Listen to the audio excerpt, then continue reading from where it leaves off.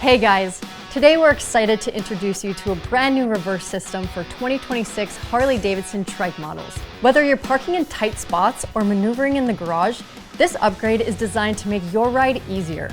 Let's take a closer look at how the next generation of trike engineering is redefining convenience and performance.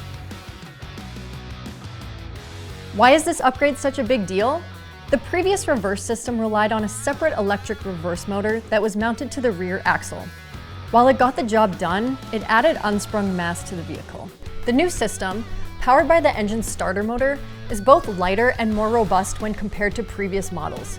This means greater durability and improved reliability. Ready to back up? Here's how easy it is to use the new reverse system. Simply follow the on-screen directions. First, make sure your parking brake is off and the engine is idling. Next, shift into first gear, keeping the clutch lever pulled in. Press and hold the dual-function reverse/start button. Depress the shift lever to engage the new reverse gear and release the clutch. Use the throttle to activate reverse under the power of the starter motor. And when you're ready to go forward again, simply pull in the clutch, shift up into first gear, and you're off. The process is intuitive, guided, and designed for riders of all experience levels. This is more than just an upgrade.